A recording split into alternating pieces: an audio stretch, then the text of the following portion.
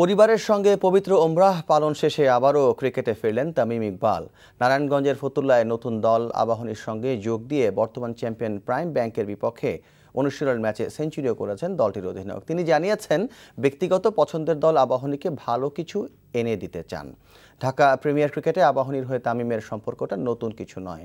তার চাচা আকরাম খান দীর্ঘদিন অধিনায়কত্ব করেছেন দলটিকে। ক্লাব ক্রিকেটে একটি মৌসুম দারুণ খেলেছেন তামিম আবাহনীর হয়ে। ফতুল্লা স্টেডিয়ামে অনুশীলনে দারুণ ফর্মে থাকার ইঙ্গিত দিয়েছেন সেঞ্চুরি করে। ম্যাচ মধ্যবর্তী বিরতিতে আবাহনীর অধিনায়ক জানিয়েছেন, ভারসাম্যপূর্ণ একটি দল পেয়ে দারুণ খুশি তিনি। আবাহনীর মতো বড় দলের লক্ষ্য থাকে চ্যাম্পিয়ন হওয়া, তবে সেজন্য মাঠে সম্মিলিতভাবে ভালো ক্রিকেট খেলার ওপর জোর দিয়েছেন তামিম। আমরা সবাই জানি যে আবাহনী, মোহামেডান, রূপগঞ্জ বলেন, অন্য যারা বড় টিম আছে, ওরা সবসময় চ্যাম্পিয়ন ফাইটের জন্যই না।